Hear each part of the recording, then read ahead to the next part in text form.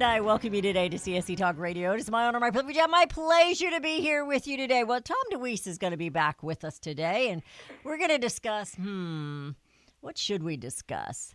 Lions and tigers and bears, oh my. Or is it that congressmen, lawyers, and bureaucrats, deep state, oh my, and your liberties die? I was listening to a fired-up campaign speech of President Trump before he was elected. I posted it on the show's Facebook page just a little bit ago, and it was amazing. This man knows exactly what's happening, and he knows how to fix it. But he cannot do it alone. He has to have backup, and that backup has to be we, the people.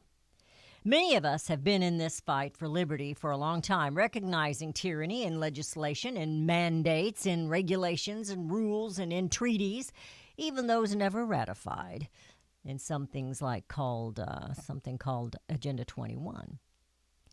We've long known the battle in rural America over land, property, and how the deep state, the authoritarian Congress, and its bureaucratic cronies have gone after your liberty. They go after you. They go after we the people. And they are not going to stop unless you stop them. We the people must absolutely stand together for liberty. First, acknowledge and recognize there is a problem. You can't put your head in the sand and think it's going to go away. You can't be apathetic and just pretend it's not there. Then we need to take a vow to be actively patriots, to make our voices heard. Become patriots of action. They, our founding fathers, they pledged their lives, they pledged their fortunes, they pledged their sacred honors. What will you pledge? Tom DeWeese has dedicated a good part of his life for such a fight, for your liberty. We don't do this for ourselves, but for this nation and its future. If D.C. had their way, we'd soon look like Venezuela, and it ain't pretty down there. Tom, welcome back to CSC Talk Radio. How are you doing today? I'm doing well, Beth Ann. Thanks for having me back. Oh, I'm just glad and tickled to death that you want to come back. Oh, my goodness. It's you watch the news at night. You know, something that's going around in my head has been for about a week now over this wall situation. And I remember on the campaign trail, and I think it was after President Donald Trump became the nominee for the Republican Party, that he was in a big rally, and Paul Ryan was there. Now, you know, him and Paul Ryan kind of butt heads a little bit. And at that rally, Trump gives this little cute little smirky grin on his face. Oh, yeah, there's going to be a wall. There's going to be a wall. And Ryan's shaking his head no. My mind keeps going back to that. Here he is about to leave office, meaning Paul Ryan, and we have no wall. Yeah. So who are the true authoritarians in this nation? I came to the conclusion last week it is Congress. I always come back to Congress. It is Congress. So I was just going to throw that out at you and see what you thought. Yeah. No, I agree with you. And, I mean, here you had, for these several years, the Republicans completely in control of Congress. Oh, yeah. Who did absolutely nothing. And they capitulated every step of the way. And then you get Donald Trump, who is really pushing hard to get things done. And the Republicans still in control of Congress. And not a single one of the leaders there would stand up and defend what he was trying to do or try to fight for it. They fought him every step of the way. It's what they could have accomplished in the last 2 years is just incredible. And here they are now, and they've lost now one part of that. And I think Paul Ryan's really happy that they lost. I think he's excited about it. I think several others are too. Yeah. You know, and even going back farther than that, Tom, the reason Donald Trump got elected, going back farther than that in 2012, when we gave the Republicans the majority in the House and the Senate, they did nothing. Yeah. They didn't fight. They didn't fight against abortion and against funding Planned Parenthood. I don't care if you're for abortion or against. Well, I care. But it doesn't matter whether you're for it or against it. We shouldn't be funding it from the government. They don't fund me. They shouldn't be funding it. And, they did nothing. They did nothing about that. They did nothing about Obamacare. They could have done something. They could have put up a fight, but they didn't do it. Yeah. They didn't. Oh no, we can't butt heads with this president. They didn't do it. And they can't come up with $5 billion for a wall, which I think is just terrible because what was it Jump that change?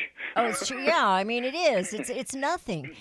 I heard last night where it was just during Obama's administration when the Democrat Party voted for $48 billion for border security. What happened to that money? Where did it go? What did it do? What did it serve? And, of course, they can't find $5 billion. But somehow President Obama found, what was it, $130 billion that he gave to Iran? I mean, this stuff is just cash. Cash. That way you don't have to pay taxes on it. Congress's slush fund, yeah. It's just they stood up and did nothing to these things. And the Republicans keep pretending like we can't take on those controversial issues or we'll lose elections. The American people want this. Well, no, they don't. And look how people rallied around Trump when he started saying the things we were all so hungry to hear. And I agree with people. That when he says certain things and you kind of cringe a little bit and like that. But he's saying it. He's standing up to them. And like that meeting last week with Schumer and Pelosi in the Oval Office, and he kept the press there and kept the cameras rolling. I mean, that was brilliant. Oh my gosh! Can you turn the cameras off so we can talk? We can't do this in front of the cameras. Why? Yeah. What's the matter, Pelosi? Yeah. I can't help but wonder when all of us complain or we think, well, President Trump could have worded that a little nicer. And I know we're supposed to learn, but there are different personalities in this world. Well, if old Hickory Stick would have had Twitter and tweeted, what do you think he'd have done and said? Well, I think it'd have been worse than President Donald Trump any day. I think he has as much patience as I do. And he's to the end of that patience, and he's saying exactly what he thinks, and it just happens to be the same thing that a whole lot of other people think. And all of Washington is just so unused to hearing anyone utter truth or speaking from their heart on things. They are such masters at twisting the language and making it sound like something when they said absolutely nothing. And they just don't know what to do with this man. Just keep saying. And they have beat him up that man has got bruises all over. And he just keeps standing up. He won't go down. And you know what? When I was listening to that video today again, I believe this man is truly sacrificing. I really do. I do too. And they're all over this campaign fund money, and I'm thinking the man hasn't taken a dime since he's been in office. Nobody talks about that. Yeah. He hasn't taken a dime, and then the slush fund that Congress has there, so they can pay off their little dastardly deeds that they do in office, and it is the hypocrisy is just nuts. And we're going into a break. We're not going to take phone calls today. Tom and I are going to try and discuss some of these things, and we hope we can help you.